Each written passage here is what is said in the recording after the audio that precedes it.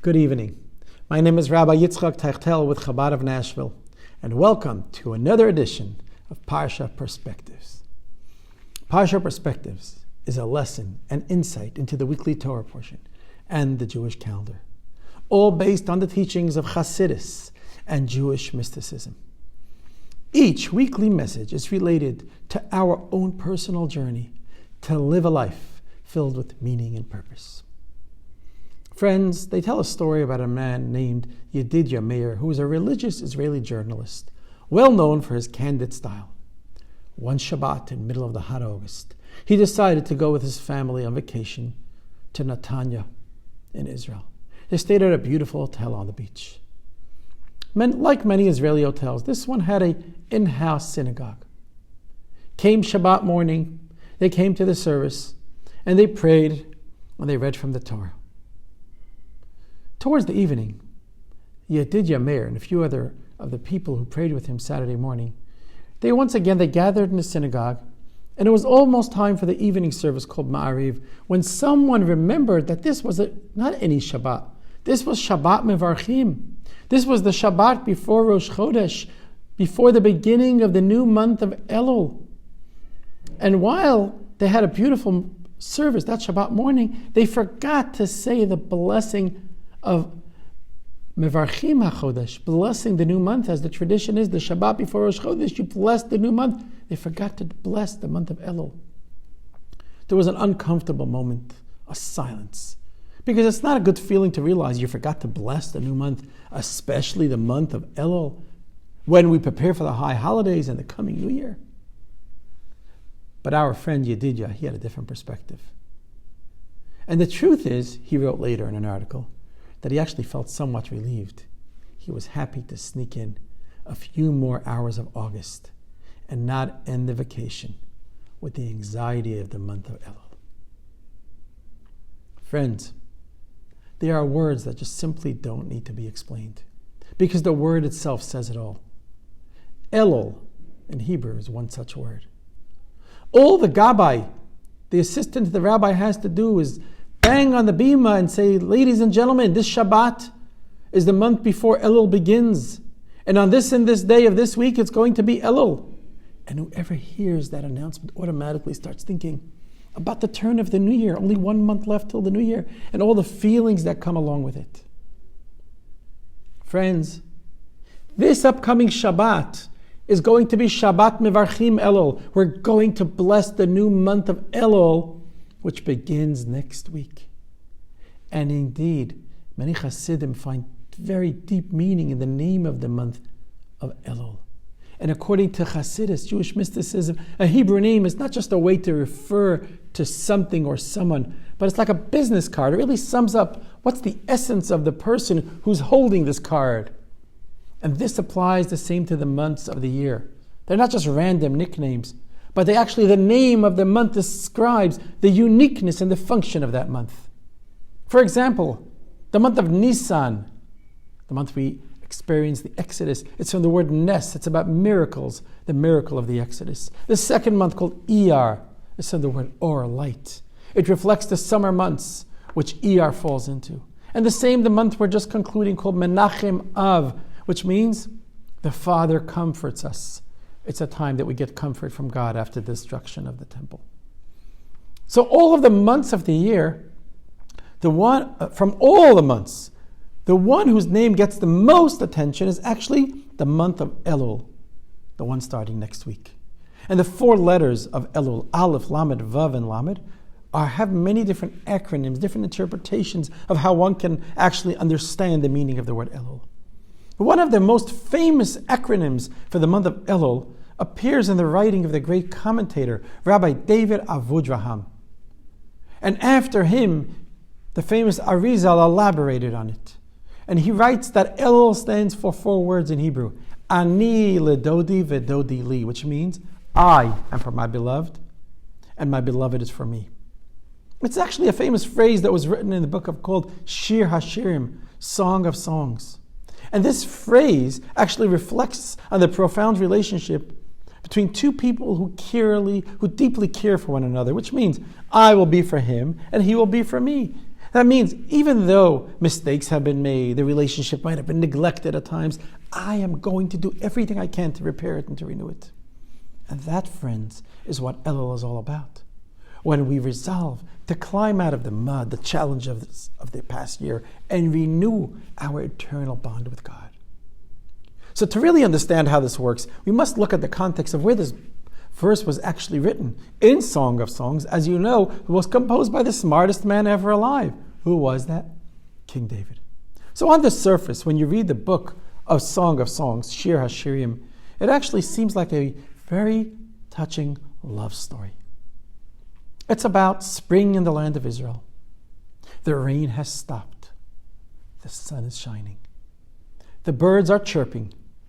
And the smell of spring wafts through the air. A young maiden goes out to the vineyards for some fresh air. And she encounters a handsome-looking shepherd. They have a conversation together, and he promises her, we will meet up again. With a sparkle in her eye, she goes back to the city with these words on her lips. My beloved is for me, and I am for him. He will come visit my home, and then I will be his. But friends, the story goes, day turns into night, and he doesn't come. And she's waiting. She's devastated, looking for him all over the city, in the marketplaces and in the city squares. She says, I will seek him whom my soul loves. I sought after him, but I didn't find him. And then it says in the text that she asks the watchman at the city gates, have you seen him whom my soul loves? And she says to the city, O daughters of Jerusalem, if you find my beloved, what will you tell him? If you find him, tell him I am lovesick, I miss him. But everyone is mocking her, being so naive. They said, your beloved isn't coming. He forgot about you the minute you left. Night comes, and she goes to bed, terribly upset and offended. But suddenly, my beloved is knocking. The shepherd suddenly remembers her. She hesitates. She said, how could I let him in after what he did to me? But again, he knocks, pleading, open for me, my sister, my wife, my dove, my perfect one. And she calls back, don't you understand? I have already taken off my tunic. How can I put it on? I have bathed my feet. How can I soil them? I'm already in a different place. The relationship is over. We cannot be together. But friends, the shepherd refuses to give up. And it says he stretches forth his hand from the keyhole and he puts his hand and he's about to attempt to open up the handle. Finally, her emotions are awakened. And she gets up to open the door. But suddenly, just as she gets to the door, he disappears again. And she lost him. But this time she decides, instead of waiting for him to come to the city, she will go out to the fields. And she said, I am for my beloved, and only then my beloved is for me. I must be the one to find him, and then he will follow me. Friends, the story is touching indeed, but it goes much deeper than a tale of two young people in love. It is the story of the Jewish people and God, and as the commentaries, the Midrash, and especially the works of Jewish mysticism, Chassidus explains that every Jew experiences the ups and downs, the successes and the failures, the triumphs and tribulations of trying to find God behind the darkness of the world, and perhaps even more difficult, trying to let God into the murky places in our own life. Every part of this story is a metaphor waiting to be unpacked. But one thing is quite difficult to understand. When the shepherd knocks on the door and he pleads, and he said to her, open for me, my sister, my wife. Why does he call her my sister if she's but a stranger that he just met in the meadow a day before? And even more, how could he call her my sister, my wife? Isn't that a contradiction? If she's his sister, she can't be his wife. And if she's his wife, she can't be his sister. What does it mean when he says, open for me, my sister, my wife? The Chabad Rebbe see the words, my sister and my wife, as the motto of the month of Elul, the month that begins next week. It's a catalyst and starting point for everything we are to accomplish in this month and the coming year. It is no coincidence that one of the famous Chabad melodies composed by the first Chabad Rebbe, the Alter Rebbe, is sung to these words. You see, my sister and my wife refer to two different kinds of relationships, each unique and profound in its own way. The former is a relationship that occurs naturally. It comes inherently by birth, as brother and sister share the same parents, the same DNA, the same experiences growing up. Being cut from the same cloth is a very deep bond indeed. Yet the same cannot be said of the relationship between husband and wives, which is actually an acquired bond between two distinct beings who grew up in totally different homes with different experiences and chose of their own volition to marry one another. Yet in both cases, a bond is felt between the both parties, but it's a very different type of feeling.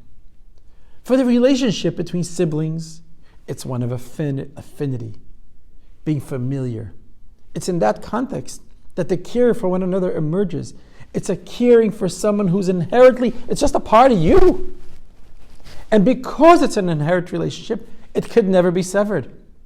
You cannot divorce your sibling. But the relationship between husband and wife, friends, is entirely different. It's not a relationship just of caring and concern. It's a relationship of love, a relationship of passion, resulting from a novelty of sharing a life with someone outside of yourself. You know why? Because it's acquired. It comes with ups and downs. It comes with a story. But precisely therefore, for all its passion and intrigue, it's a relationship of a marriage that can potentially, God forbid, come to an end. Various forces brought these two people together, and God forbid, other forces can tear them apart. And this, my friends, Chassidus explains, is what lies behind the shepherd's words. He has finally come to his beloved, and he first implores, he says, open for me, my sister, because emotionally, they might be currently apart. And if she's angry at him, or he's angry at her, it's not a good time to talk about the love for my wife. Instead, what does he tell her? He speaks about the inherent bond between them, the one that can't be broken no matter what happens. He says, you are my sister. So despite your anger, you have to forgive me, for you are part of me, and I am part of you. And only then does he speak to her as my wife, because ultimately, what they're both looking for actually is to rekindle that emotional connection, the love that can only exist between a husband and wife. A few years ago, there was an amazing story published about a reunion between a brother and a sister after 60 years, during which each was certain that the other was dead, that the other was murdered in the Holocaust. A woman by the name of Hilda Glassberg, she was born in Romania. And when the war broke out, she fled to Uzbekistan, while her parents and 5 brothers remained hidden in their basement of their home in Romania. The war ended, and Hilda was certain her family was taken to the death camps, along with the rest of Romanian Jewry. May God avenge their blood. So Hilda then moved to Israel, and she began a life anew. About 15 years ago, one of her children, while looking into his family history, made a visit to Yad Vashem, the Holocaust Museum in Jerusalem. And he was hoping he could find information about his roots. And like so many others, he went to the database and he typed in the last name into a big database they have there of his family. And he typed in the last name of his family. And he was expecting to find information about his murdered uncles. But instead he found a memorial page commemorating Hilda Glassberg. And he was thinking, how could that be? Hilda's my mother. Hilda Glassberg was alive and well. Why is there a memorial page for her? So he took the next logical step and he looked to see who put in this memorial page. And it was a man named Carol Wiener, whom he soon discovered was his mother's brother. And after 60 years, the family learned that Carol's family survived the war. And they actually emigrated to Canada. And he was convinced all the time that his sister Hilda perished and was murdered in the Holocaust. By this time, Carol already passed away. But there was still another brother by the name of Simon. He was still alive. And despite his age, he was able to travel from Canada to Israel, where he met his long-lost sister in a heart-rending reunion after so many decades. And friends, when you see the video of this reunion between the siblings, you see an expression of the powerful, inherent relationship between siblings, between two people who haven't seen each other in so long, but nevertheless remain connected by their very own DNA. You see, these two types of relationships are a metaphor for the relationship between a Jew and God. On the one hand, the Jewish soul is my sister. As the Alter Rebbe writes in the Tanya, that the soul is literally a piece of God. And yet, however distant or separate we may feel, we are one with Him. We have a chip embedded within us that connects us to our higher source. It's like a flame. It's always striving to go upwards. This chip, this soul, cannot be extinguished. Yet on the other hand, we're entrenched in the realities of this physical world. We don't always feel that connection. There are ups, there are downs, successes and failures. But precisely therefore, our bond can be experienced in a much more profound manner.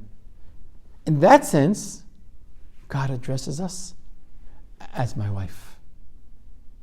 You see, friends, right now, the month of Elul is going to begin. And God is saying, open up for me, my sister. After a year of ups and downs, we haven't perhaps maybe shown as much as devotion to God as we would have liked. God nevertheless goes out into the field symbolically, and it reminds us of the simple, natural love that exists within, regardless of what we did and what we didn't do. And He's saying, don't be afraid to come back. Don't believe the voice inside of you that's saying, it's too late. Because this is a bond that cannot be broken. But God also implores us, as my wife, for when we return to Him, we experience a unique love that is only possible between two people who were previously apart. 100 years ago, Chabad Chassidism faced one of the most turbulent periods in history.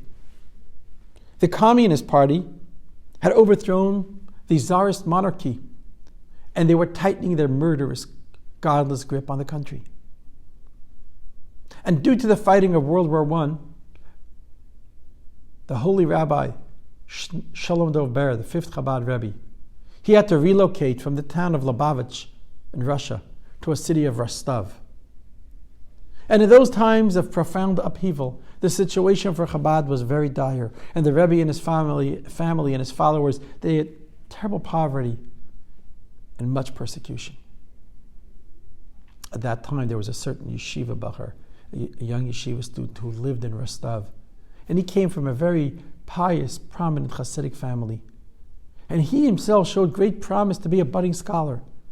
But unfortunately, he got caught up in the changing winds, the winds that took him off the path of Yiddishkeit. And slowly his commitment to Torah and his faith in God weakened. And one day, he was called into the office of Rabbi Yitzchok, the fifth Chabad Rebbe's son, a future successor. And the Rebbe told him, young man, you will not be able to leave the fold. Your legs have been tied. What was he referring to? He was referring to the way chickens were taken to the coop in those days. To prevent the chickens from running away before the slaughter, they would tie their legs. Perhaps they could ruffle their feathers, but they couldn't run away. And similarly, the previous Rebbe told him, Your Hasidic identity is a part of your very core. It simply cannot be cast away. The Rebbe, he makes a very similar point in Likutei Sichot, in a gathering, a compilation of his teachings over his many years of leadership. And he mentions there regarding the story of the book of Genesis, when Abraham and Sarah went to Egypt.